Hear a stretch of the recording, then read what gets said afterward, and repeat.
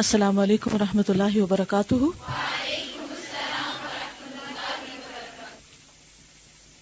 نحمده ونصلی علی رسولہ الکریم، اما بعد فاعوذ باللہ من الشیطان الرجیم، بسم اللہ الرحمن الرحیم۔ رب اشرح لی صدری ویسر لی امری واحلل عقدۃ من لسانی یفقہوا قولی۔ فصل 12 نمبر 12، امید اور رجا کے لیے 3 باتیں۔ یہ امر سمجھ لینا بہت ضروری ہے کہ کسی چیز کی امید اور رجا کے لیے 3 چیزیں لازم اور ضروری ہیں۔ کسی بھی چیز کے بارے میں جب آپ سوچتے ہیں، اس کو حاصل کرنے کی کوشش کرتے ہیں، امید رکھتے، تو 3 چیزیں مسٹ ہیں۔ اول، اس چیز کی محبت۔ جس چیز کو آپ لینا چاہتے ہیں اس کی محبت کا ہونا دل میں ضروری ہے، یعنی آپ کے اندر ایک پیشن ہونا چاہیے۔ دوم، اس کے فوت ہونے کا خوف اور اندیشہ، یعنی یہ ڈر کہ کہیں یہ چیز مجھ سے چلی نہ جائے۔ اور تیسرے، اس کے حصول کی حتی الامکان کوشش۔ اس کو ٹرائنگل بنا لیں۔ مثلا کوئی چیز مثال دیں دنیا کی، مثلا جن لوگوں کے بچے نہیں ہوتے، وہ لوگ کیا کرتے ہیں؟ ہونے وہ تو ہو جائیں گے، نہیں ہونے تو نہ صحیح، کیا فرق پڑتا ہے؟ ہاں، ایسے نہیں ہوتا؟ نہیں، کیا ہے، نہ بچے ہیں، نہ جنجال ہے کوئی، نہ کوئی مشکل ہے، نہ مشقت ہے، نہ کوئی کام کرنا پڑتا، آزادی آزادی ہے۔ آرام سے سوتے ہیں، آرام سے جاگتے ہیں، ہر طرح کے ڈاکٹر کے پاس جاتے ہیں، مال لگاتے ہیں، ٹریول کرتے ہیں، دعائیں مانگتے ہیں، بعض اوقات ایمان بھی گنوا دیتے ہیں درگاہوں پہ جا کے۔ اور یہ سب چیز کیوں ہوتی ہے؟ کیوں یہ سب کرتے ہیں؟ نمبر 1 کہ اولاد کی محبت ہوتی، کہ بس دل میں ایک شدید تڑپ ہے کہ میرا بچہ ہونا چاہیے۔ نمبر 2، اس کے فوت ہونے کا خوف اور اندیشہ، صرف بچے کے نہیں، اس کے پیدا ہونے کا جو چانس ہے۔ جو لوگ ٹریٹمنٹ بھی کراتے ہیں تو آپ نے دیکھا ہوگا کہ اس میں بعض اوقات تو ڈاکٹرز بتا دیتے ہیں کہ ہاں یہ پروگرس کرے گا، یا بعض اوقات کہتے نہیں کہ چانسز بہت کم ہیں۔ تو وہ جو ناکامی کا خوف ہوتا ہے نا، وہ بہت پریشان کرتا ہے۔ اور تیسرا یہ کہ وہ پھر صرف شوق اور محبت رکھ کے بیٹھ نہیں جاتے، چانس مس ہونے کی فکر رکھ کے بیٹھ نہیں جاتے، بلکہ تیسری چیز ساتھ ہی شروع ہو جاتی ہے۔ کیا؟ کوشش۔ مثلا آپ کو کوئی سرٹن ڈگری کرنا ہے، کسی کو لائر بننے کا شوق، اور کیا بننے کا شوق ہے، مثلا ڈاکٹر بننے کا شوق ہے، چلیے اب یہ شوق ہے تو ایک ہوتا ہے بس شوق ہے، بن جائے تب بھی ٹھیک ہے، نہیں بنے تب بھی ٹھیک ہے، اور ایک ہوتا ہے کہ نہیں، مجھے بننا ہی بننا ہے۔ ایک لڑکی ہے 25 ایئرس کی شاید، جس کے ہاتھ نہیں ہے اور اس نے فلائنگ کا سرٹیفکیٹ لیا ہے، اور اس میں میل میں لکھا ہوا تھا، اس کی تصویریں بھی ہیں کہ کس طرح وہ اندر بیٹھتی ہے، کس طرح کاکپٹ کو بند کرتی ہے، وہ کام کیسے کرتی ہے۔ تو اس کے نیچے لکھا ہوا تھا کہ آکسفورڈ اور کیمبرج کے اسٹوڈنٹس نے اپنی ڈکشنری سے امپاسبل کا ورڈ نکال دیا ہے، کہ کوئی چیز امپاسبل نہیں، سب کچھ پاسبل، سب کچھ ہو سکتا ہے، جو آپ اچیو کرنا چاہو آپ کر سکتے ہو، شرط یہ ہے کہ آپ اس کے لیے محنت کرو۔ تو میں یہی سوچ رہی تھی کہ اگر وہ لڑکی جس کے نمبر 1 لڑکی، نمبر 2 ہاتھ نہیں ہے، پاؤں سے سب کچھ کر رہی، ایوری تھنگ، اگر وہ یہ سب کر سکتی ہے، تو جن کو اللہ نے 2 ہاتھ اور 2 پاؤں اور 2 کان اور 2 آنکھیں اور زبان اور دماغ اور دل اور کیا کچھ دے رکھا ہے، وہ کیوں نہیں کر سکتے کچھ؟ صرف خواہشات ہی کیوں ہیں؟ صرف تمنائیں اور امیدیں ہی کیوں ہیں؟ کاش ایسا ہو جائے، کاش ویسا ہو جائے، اور کرنا کرانا کچھ نہیں۔ تو دنیا کے معاملے میں بھی اور آخرت کے معاملے میں بھی، جب تک کسی چیز کی محبت نہ ہو، چاہت نہ ہو، اور اس کے نہ ملنے کا غم نہ لگے، اس وقت تک انسان کوشش نہیں کرتا، اور اگر کوشش نہ کرے تو خالی محبتیں بھی کچھ نہیں کرتی۔ جس امید اور رجا میں یہ 3 باتیں نہ ہوں، وہ محض امانی، قرآن میں پڑھا نا آپ نے، امانی، وشفل تھنکنگ، وہ محض امانی یعنی وشفل تھنکنگ، خیالی آرزو کے اور کچھ بھی نہیں۔ ظاہر ہے کہ امید اور رجا اور چیز ہے، اور امانی و آرزو دوسری چیز۔ یہ دو مختلف چیزیں. ہر صاحب امید و رجا اپنی مطلوب چیز کے فوت ہونے سے خائف رہتا ہے. ایک مسافر جب سفر کا راستہ طے کرتا ہے تو اسے دوران سفر میں منزل تک پہنچنے کا خوف رہتا ہے. کبھی آپ ٹریول کریں تو آپ کو یہ ہمیشہ ہوتا ہے نا، پتہ نہیں ہم پہنچیں گے یا نہیں، کہیں راستے میں ہی کچھ نہ ہو جائے، کوئی ایکسیڈنٹ نہ ہو جائے. وہ اپنی رفتار تیز کر دیتا ہے. اگر لیٹ ہو رہے ہوں یا راستہ بلاک ہو کہیں تو پھر کیا کرتے ہیں؟ مثلا آپ کا کہیں انٹرویو ہے یا کوئی جاب کے لیے آپ کو کہیں بلایا گیا ہے اور آپ گھر سے نکلے ہیں کہ راستے میں گاڑی خراب ہو گئی، تو اس کو کیا حال ہوتا ہے؟ کہتے ہیں چلو کوئی بات نہیں، گھر چلتے ہیں. ہم کہہ دیں گے گاڑی خراب ہو گئی تھی، تو ان کا کیا جائے گا؟ ہاں، انہیں کوئی فرق پڑے گا؟ جاب دینے والوں وہاں تو اور بہت سے لوگ ہوں گے. آپ نہیں جاتے، نہ جائیں، اور لوگ لے لیں گے وہ جگہ. آپ فوری طور پر کیا کرتے ہیں؟ ٹیکسی نہ ملے تو کھڑے رہتے ہیں.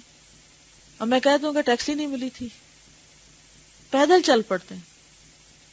مختلف گاڑیوں کو ہاتھ دے دے کے روکتے ہیں، لفٹ لیتے ہیں، اس میں بھی رسک لیتے ہیں. اور پھر گھڑی دیکھتے ہیں بار بار، کہتے ہیں کہ تیز کرو گاڑی، تیز کرو. اس میں بھی رسک ہوتا ہے کہ کہیں ٹکر ہی نہ مارے، اور بعض اوقات لوگ ایکسیڈنٹ بھی کر لیتے ہیں. یہ سارا کیوں رسک لے رہے ہیں؟ کیوں بھاگ رہے ہیں؟ کیوں پیسے خرچ کر رہے ہیں؟ کیونکہ آپ کو ایک منزل سے، ایک چیز حاصل کرنے سے دلچسپی ہے، اس کی محبت ہے، اس کا شوق ہے آپ کے اندر. حضرت ابو ہریرہ سے مروی ہے کہ حضرت صلی اللہ علیہ وسلم نے ارشاد فرمایا: من خاف ادلج ومن ادلج بلغ المنزل الا ان سلعۃ اللہ غالیہ الا ان سلعۃ اللہ الجنہ. ترمذی. جو شخص منزل تک پہنچنے سے ڈرتا ہے وہ پچھلی رات ہی سے سفر شروع کر دیتا ہے، یعنی ارلی مارننگ، سورج نکلنے سے پہلے ہی چل پڑتا ہے. اور جو پچھلی رات سے سفر شروع کر دیتا ہے، یعنی اگلا دن آنے سے پہلے ہی کام شروع کر دیتا ہے، منزل تک پہنچ جاتا ہے. آگاہ رہو، اللہ تعالیٰ کا دیا ہوا سامان بہت قیمتی ہے، اور اللہ تعالیٰ کا دیا ہوا سامان جنت ہے. یعنی جنت دنیا کی ہر چیز سے زیادہ پریشیس ہے، زیادہ قیمتی ہے، ایکسپینسو ہے. کتنی؟ کوئی مثال یاد ہے؟ جنت کی قیمت کتنی مہنگی ہے؟ جنت میں 1 میٹر بھر جگہ جو ہے، یہ کوڑا رکھنے کی جگہ جو ہے، پوری دنیا اور جو کچھ دنیا کے اندر ہے، سونا چاندی، ہر چیز ان سب سے زیادہ قیمتی، ہر چیز سے زیادہ قیمتی. دنیا میں اگر ایک پلاٹ آپ کو خریدنا ہو کسی اچھے ایریا میں، کوئی گھر خریدنا ہو، پیسوں کی ضرورت ہوتی، اس کے لیے کیا کرنا پڑتا ہے؟ آسمان سے گرتے ہیں، محنت کرنی پڑتی ہے نا، جمع کرتے ہیں، اپنی بہت سی خواہشات قربان کرتے ہیں، اور پھر آپ پلاٹ لیتے ہیں. لیکن کتنے افسوس کی بات ہے کہ جنت میں چھوٹی سی جگہ، یعنی آپ دیکھیں کہ یہاں سے لے کر وہاں تک، اس میں اس کی چوڑائی جتنی جگہ، اتنی ایکسپینسو ہے، اتنی ایکسپینسو ہے کہ پوری دنیا بھی آپ دے دیں تو آپ نہیں خرید سکتے، جبکہ پوری دنیا تو آپ کے پاس ہے بھی نہیں. تو اس کی قیمت کیا ہے؟ ایمان اور نیک عمل، اچھے کام. تو ایمان جو ہے وہ ان سب چیزوں سے زیادہ قیمتی ہے. تو جو منزل تک، یعنی جو جنت تک پہنچنا چاہے، وہ کیا کرے؟ ساری رات سویا رہے، یا فجر کے لیے اٹھے، صرف فجر کے لیے اٹھے یا پچھلی رات بھی اٹھے. مگر ہم تمنائیں کرتے ہیں، ہم کرتے تو نہیں. کبھی کوئی چیز ہمارے لیے آڑے آتی ہے، کبھی کوئی آتی ہے. کتنے ہی لوگ ہیں جو جنت کی تمنا رکھتے ہیں لیکن پچھلی رات نہیں اٹھتے. اگر نہیں اٹھتے تو تڑپ بھی کتنی ہے؟ کوئی پریشانی بھی ہے؟ پریشانی بھی کوئی نہیں. کتنی جسٹیفیکیشن ہے اپنے آپ کو دیتی، کتنا سیٹسفائی کر لیتے اپنے آپ کو کہ میرے تو کام بہت ہیں، اور میرے پاس تو وقت ہی نہیں، یا یہ کہ میں تو بیمار ہوں، اور بیمار سے تو ویسے ہی بہت سی، یا اب تو بڑھاپا ہے. ہم نے دیکھو بہت سے بوڑھے لوگ اٹھتے ہیں، برابر اٹھتے ہیں، بہت سے بیمار بھی اٹھتے ہیں. اور یہ جو پچھلی رات، یعنی ایک رات پہلے سے ہی سفر شروع کر دیتے ہیں، تو اس کا مطلب دراصل یہ ہے کہ این جب سر پہ آتی ہے کوئی چیز تو اس وقت نہیں کام شروع کرتے، بلکہ پہلے سے پلان کر کے رکھتے ہیں کہ کب کون سا کام کرنا ہے. آپ دیکھیں دنیا میں جب ہم نے کوئی ڈگری کرنی ہوتی ہے نا تو ہم پلان کر لیتے ہیں اتنے سال میں ہائی اسکول ہو جائے گا، اتنے سال میں یونیورسٹی ہو جائے گی، اتنے سال میں یہ ڈگری ہو جائے گی، پھر اس سال میں شادی کروں گا، اس سال میں جاب کروں گا۔ جب جاب شروع ہوتی ہے تو پھر ہم کیا کہتے ہیں، اتنے سال میں مجھے اس گریڈ میں پہنچنا چاہیے اور اتنی سیلری ہو جانی چاہیے، اور کتنے فوکسڈ ہوتے ہیں اور کسی چیز کو بیچ میں نہیں آنے دیتے، حتیٰ کہ بعض اوقات بیوی بچے بھی قربان کر دیتے ہیں، لوگ اپنی ذات کی بھی قربانی کر دیتے ہیں، لیکن اپنی وہ خاص مخصوص منزل تک پہنچ کے دم لیتے ہیں۔ ہم سب جنت کے شوقین ہیں جس میں ایک گز جگہ جو ہے وہ پوری دنیا سے زیادہ مہنگی ہے، اور اس کے لیے کوئی بھی محنت نہیں، کوئی بھی کوشش نہیں، کوئی بھی تکلیف اٹھانے کو تیار نہیں۔ تو یہ اپنے آپ کو دھوکہ نہیں دے رہے؟ یعنی اللہ کی جنت بہت قیمتی ہے، خلاصہ یہ ہے، وہ صرف خیالوں سے نہیں خریدی جا سکتی۔ اللہ تعالیٰ نے اعمال صالح رکھنے والوں کے لیے امید اور رجا کو ضروری گردانا ہے، اسی طرح ان کے لیے خوف اور ڈر بھی لازمی قرار دیا ہے، اور یہ واضح رہے کہ خوف اور رجا وہی مفید ہے جس کے ساتھ عمل صالح موجود ہو۔ ارشاد باری تعالیٰ ہے، ان الذین هم من خشیۃ ربهم مشفقون والذین هم بآیات ربهم یؤمنون والذین هم بربهم لا یشرکون والذین یؤتون ما آتوا وقلوبهم وجلة انہم الی ربهم راجعون اولئک یسارعون فی الخیرات وهم لها سابقون۔ سورۃ المؤمنون آیت 57 to 61۔ جو لوگ اپنے پروردگار کے خوف سے لرزاں رہتے ہیں، جنت کس کے لیے؟ جنت کے شوقین کون ہیں؟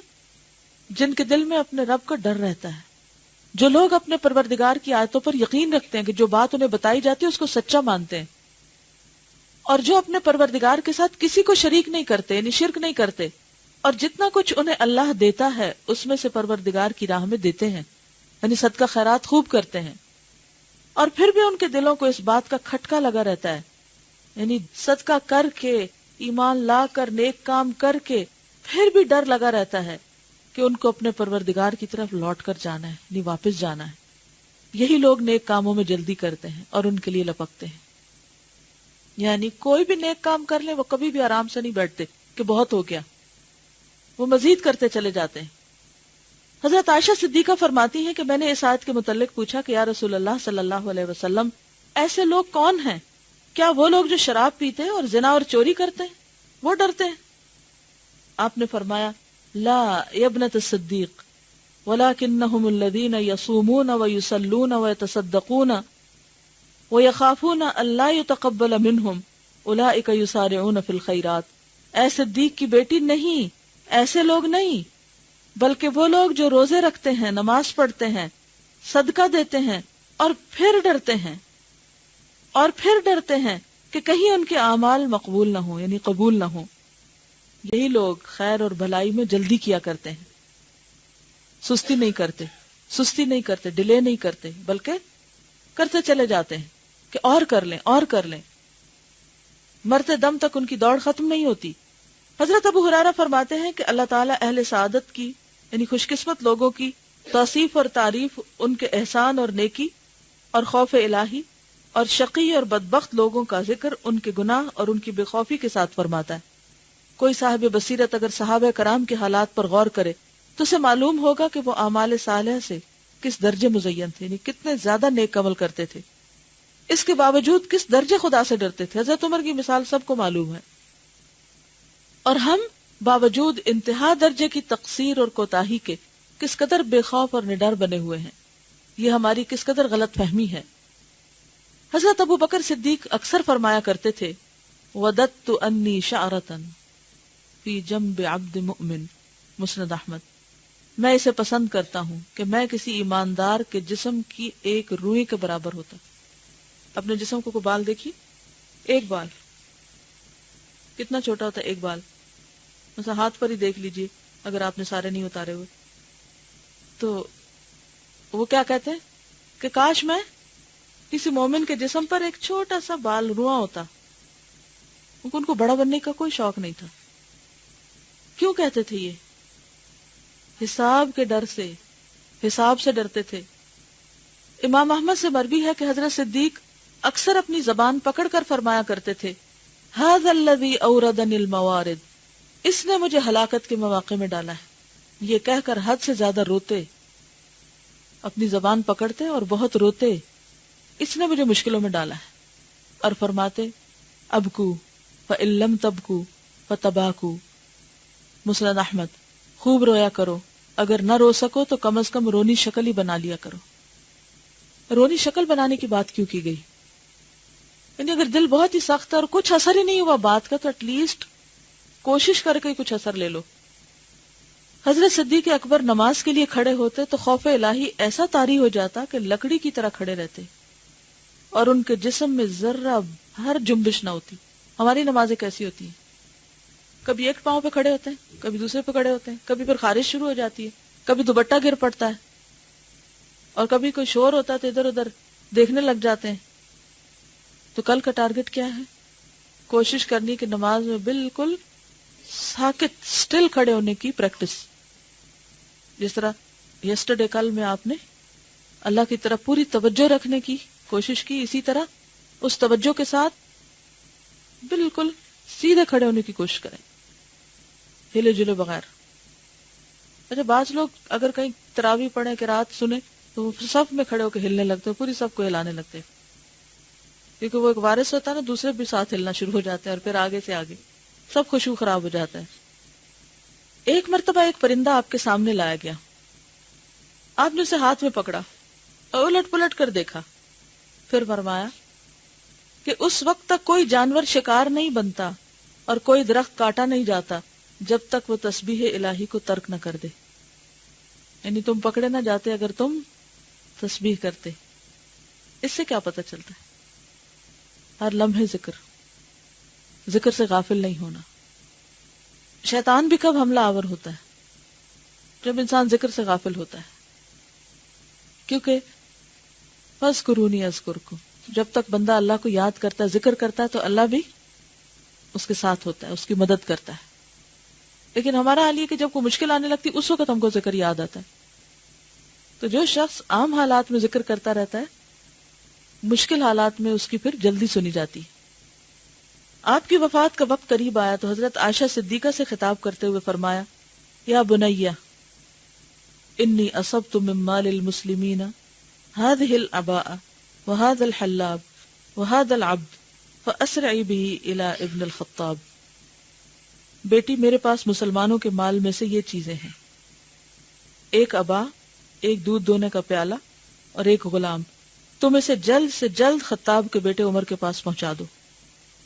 خلیفہ تھے نا، تو خلیفہ ہوتے ہوئے انہیں کچھ چیزیں استعمال کے لیے دی گئی تھی کہ بحیثیت خلیفہ تم یہ استعمال کر سکتے۔ جیسے ہمارے ہاں جو لوگ گورنمنٹ میں ملازمت کرتے ہیں ان کو بعض اوقات گھر دیا جاتا ہے یا گاڑی یا کچھ اور ایسی سہولتیں۔ اب کیا ہوتا ہے کہ پھر اس کے بعد جب وہ ملازمت چلی جاتی ہے یا ریٹائر ہو جاتے ہیں تو ان کے اوپر کیا فرض عائد ہوتا ہے کہ وہ چیزیں واپس لوٹا دیں۔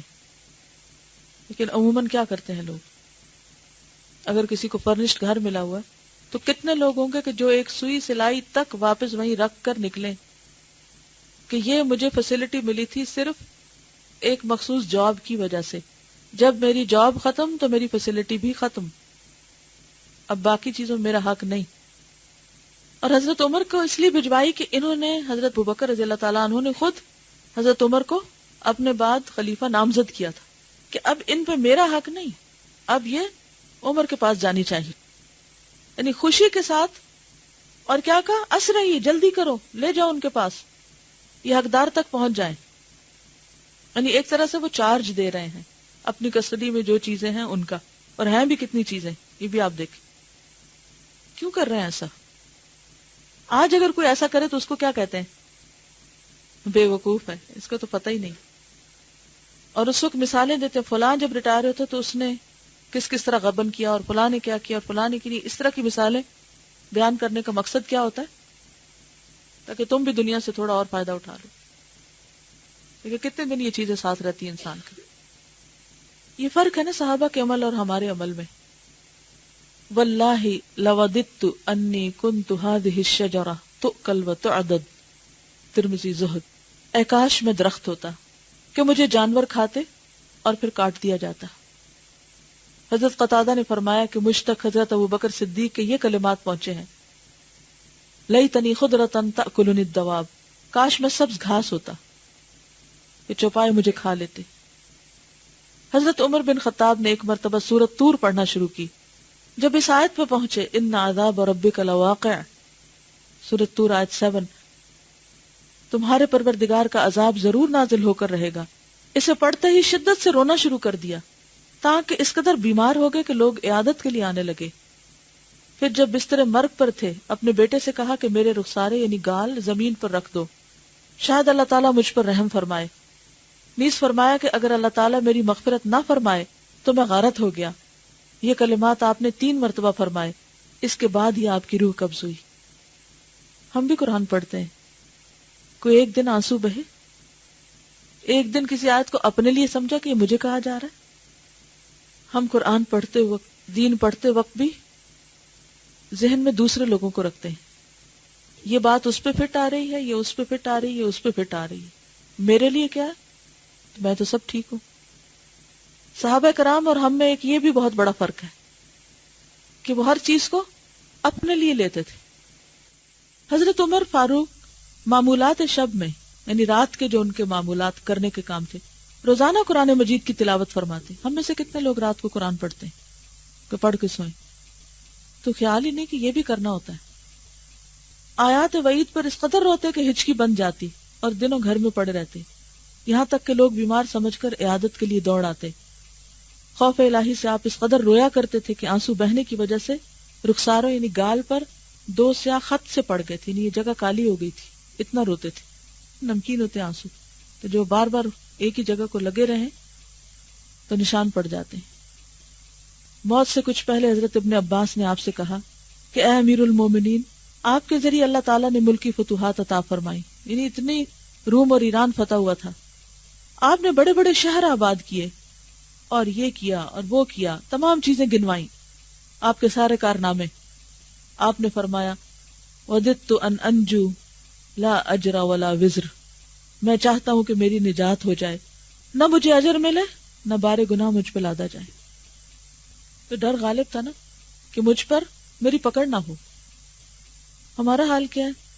کام کرتے نہیں پھر بھی تعریف چاہتے ہیں، چھوٹا سا کر لیں تو مطمئن ہو کے بیٹھ جاتے ہیں، اور پھر بڑی آس امید لگا لیتے ہیں کہ اس کے بدلے میں ہمیں ایسے اور ایسے درجے ملنے چاہیے۔ ٹھیک ہے، امید رکھنی چاہیے، دعا بھی مانگنی چاہیے، لیکن یہ سوچنا کہ ہم مستحق ہیں، ہم مستحق نہیں ہیں، یہ اللہ کا صرف کرم ہے، فضل ہے، کیونکہ جنت تو اتنی مہنگی ہے کہ ہم ساری زمین بھی دے کے، ساری دنیا بھی دے کے خرید نہیں سکتے۔ تو اگر وہ ہمیں ملے تو وہ کیا سراسر اللہ کی رحمت نہیں، اللہ کا فضل نہیں؟ کہاں یہ کہ ہم ٹوٹی پھوٹی کوششیں کر کے اپنا حق جتانے لگے کہ ہمارا حق ہے، اور پھر اس میں مطمئن بھی ہو کے بیٹھ جائیں، کتنا کر لی آپ تو جنت مل ہی جائے گی۔ حضرت عثمان بن عفان کسی قبر پر پہنچتے تو اتنا روتے کہ آپ کی ریش یعنی داڑھی مبارک تر ہو جاتی۔ فرماتے کہ اگر مجھے جنت اور دوزخ کے مابین اختیار کا حکم دیا جاتا، یعنی چوائس دی جاتی، تو اس سے قبل کہ میں اپنے متعلق یہ سمجھ سکوں کہ کس صورت کو میں زیادہ برداشت کر سکتا ہوں، راکھ ہو جانے کو پسند کروں گا۔ حضرت علی کرم اللہ وجہہ بھی ہم وقت روتے رہتے تاکہ خوف الہی سے نڈھال ہو جاتے۔ 2 باتوں سے خصوصاً ان کا خوف حد سے زیادہ متجاوز ہو جاتا۔ نمبر 1 طول عمل، یعنی دنیاوی زندگی کی بڑی بڑی امیدیں۔ نمبر 2 خواہشات کی پیروی۔ فرمایا کرتے تھے کہ طول عمل آخرت سے غافل کر دیتا ہے اور خواہشات کی پیروی حق سے روک دیتی ہے۔ ایک بار فرمایا کہ دنیا پیٹھ دے کے بھاگ رہی ہے، یعنی منہ موڑ کے جا رہی ہے، اور آخرت نہایت تیزی سے قریب آ رہی ہے، یعنی دنیا جا رہی ہے اور آخرت آ رہی ہے، موت پاس آ رہی ہے اور زندگی ہماری گزرتی جا رہی ہے۔ یہ ریالٹی ہے نا ایک، کہ نہیں؟ یہ صرف ان کے ساتھ نہیں تھا، ہمیں سے ہر ایک کے ساتھ ہے کہ ہماری زندگی ہر روز قطرہ قطرہ کم ہو رہی، اور آخرت ہر روز قطرہ قطرہ بڑھ رہی، آگے آ رہی، قریب پہنچ رہی۔ کبھی آپ نے دیکھو کہ نا زمین پہ پانی گرایا نا تو وہ وہاں سے چلنا شروع ہو جاتا ہے۔ اچھا، بعض اوقات ایسے ہوتا ہے کہ ادھر سے ایک پانی کی دھار چل کے آ رہی تھی اور ادھر سے دوسری، تو پھر آپ دیکھتے رہتے ہیں اچھا کون پہلے جا کے کس کو ٹچ کرتا ہے، کیسے چھو لیتا ہے۔ یہ پانی پیتے ہیں تو وہ گلاس میں یا اس میں قطرے ہوتے ہیں نا، ایک ادھر سے گر رہا ہوتا ہے، ایک ادھر سے گر رہا ہوتا ہے۔ تو بات یہ کہ ہم بھی زندگی اور موت کے بیچ میں ہیں، ایک طرف سے زندگی ختم ہوتی چلی جائے. جیسے کتاب ہے، اب ہم ہر روز صفحہ پلٹتے جاتے. ایک طرف سے کتاب زیادہ ہوتی جاتی ہے اور دوسری طرف سے کم ہوتی چلی جاتی. بالکل زندگی بھی ایک کتاب کی طرح، ہر روز صبح اٹھ کے ہم ایک ورقہ پلٹ دیتے جیسے ایک ڈائری ہوتی، اور ہر روز اس پر جو بھی لکھا جاتا ہے وہ اکٹھا ہو جاتا ہے. آج تک جتنی بھی زندگی ہم نے گزاری ہے، اتنے 1000 ڈیز ہم سپینڈ کر چکے ہیں دنیا میں، اتنی ہی بک ہماری اس سائٹ سے بڑی ہو چکی ہے، اتنی ہی ڈائری بن چکی. جو کچھ بھی اس پہ لکھا ہے ہر پیج میں سب پریزروڈ ہے، آپ جا کے اس کے پھاڑ نہیں سکتے. اور آئندہ بھی آپ کے پاس خالی پیجز ہیں، جو چاہیں اس پر لکھیں. ایک بار فرمایا دنیا پیٹ دے کے بھاگ رہی ہے اور آخرت نہایت تیزی سے قریب آ رہی ہے. لوگ ان دونوں کے بال بچے ہیں، دنیا کے بھی اور آخرت کے بھی. تم آخرت والے بنو، دنیا والے نہیں. آج عمل کا دن ہے، یوم حساب نہیں. کل حساب ہوگا، عمل نہیں. اس کو انڈر لائن کر لیں. آج عمل کا دن ہے، کام کا دن ہے، یوم حساب نہیں. کل حساب ہوگا، عمل نہیں. قبر میں سالوں کی بھی زندگی ہو، ایک دفعہ بھی سبحان اللہ کہنا فائدہ نہ دے گا. اور آج اگر چھوٹی سی نیکی بھی کریں گے تو وہ لکھ لی جائے گی اور ملٹی پلائی ہو جائے گی. لیکن آج ہم غافل ہیں، آج اس وقت کی قدر نہیں کرتے. حضرت ابو الدرداء فرماتے تھے کہ قیامت کے دن سب سے زیادہ مجھے اس باس پر اس کا خوف ہے کہ تم نے جو کچھ علم سیکھا اس پر عمل کتنا کیا. اور کہا کرتے تھے کہ مرنے کے بعد جو کچھ پیش آنے والا ہے تمہیں اگر معلوم ہو جائے تو تم شوق سے کھانا پینا چھوڑ دو. جو کھانے کا شوق ہوتا نا ہمیں، یہ کھانے کو دل چاہ رہا ہے، وہ کھانے کو دل چاہ رہا ہے، یہ سارے شوق ختم ہو جائیں. اور گھروں میں نہ رہو بلکہ پہاڑوں کی طرف نکل بھاگو، جیسے خوف خطرے کے وقت لوگ نکل جاتے ہیں. ماتم کرو اور روتے ہی رہو. اے کاش میں درخت ہوتا، کاٹا جاتا، کھا لیا جاتا. حضرت عبداللہ بن عباس کے متعلق بیان ہے کہ آنسوؤں کی کثرت کی وجہ سے ان کی آنکھوں کے نیچے سیاہ نشان پڑ گئے تھے. حضرت ابو ذر اکثر فرمایا کرتے تھے کاش میں درخت ہوتا، لوگ مجھے کاٹ ڈالتے، کاش میں پیدا ہی نہ ہوا ہوتا. ان کی خدمت میں جب کچھ نان نفقہ پیش کیا جاتا تو جواب دیتے کہ بکریاں ہمارے پاس ہیں، ہم ان کا دودھ پی لیتے ہیں. گدھے ہیں، سواری کی ضرورت ہو تو ان پر سواری کر لیتے ہیں. آزاد کردہ غلام ہیں جو ہماری خدمت کرتے ہیں. سیاہ کمبل ہے جسے اوڑھ لیا کرتے ہیں. مجھے تو انہی چیزوں کے حساب کتاب کا خوف کھایا جا رہا ہے، مزید لے کر کیا کروں گا. اور ہماری ہرس ہے کہ کہیں ختم ہی نہیں ہوتی. جتنا کچھ بھی اکٹھا کر لے تھوڑا ہی رہتا ہے، تھوڑا ہی ہے، کم ہی ہے. اور یہ صرف یہ دنیا کے بارے میں، آخرت کے بارے میں کچھ نہ بھی جمع کر کے مطمئن ہے. ایک چیز یاد رکھیے، جب کبھی آپ اپنی دنیا کے لیے کوئی چیز بنائیں، مثلاً آپ نے اپنے لیے بیڈ خریدا، فار ایگزامپل بیڈ کور خریدا، کوئی فرنیچر خریدا، کوئی کپڑا خریدا، کوئی چیز بنائی، فوراً اس وقت سوچا کریں کہ یہ تو میں نے دنیا کے لیے بنائی ہے، آخرت کے لیے آج کیا بنایا ہے. وہاں کے لیے کیسا فرنیچر ہے، وہاں کے لیے کیسا کپڑا ہے. کیا کر سکتے ہیں؟ مثلاً زیادہ سے زیادہ پتہ ہم کیا کرتے ہیں؟ زیادہ سے زیادہ احسان جتاتے ہوئے پرانے کپڑے کسی کو دے دیں گے کہ چلو کیا ہے، جنت کما لیں اس سے. پرانا فرنیچر کسی پر احسان جتا کے اس کے پاس چھوڑ دیں گے کہ تم استعمال کر لو. بڑے خوش ہوں گے کہ ہم نے جنت کما لی. کیا رویے ہیں ہمارے اپنی ہی آخرت کے بارے میں. کسی پر کوئی احسان نہیں. دنیا کے لیے تو بہترین رقم، مہنگی ترین چیز خریدنے پر بھی کوئی خوف نہیں، کوئی فکر نہیں. جسٹیفائی کرتے ہیں کیوں اللہ نے دیا ہے، استعمال نہ کریں. ٹھیک ہے کریں استعمال، لیکن ساتھ ساتھ یہ سوچیں کہ وہاں کے لیے کیا کیا. صحابہ کرام کی آمدنیوں کا بڑا حصہ کہاں جاتا تھا؟ اللہ کی راہ میں.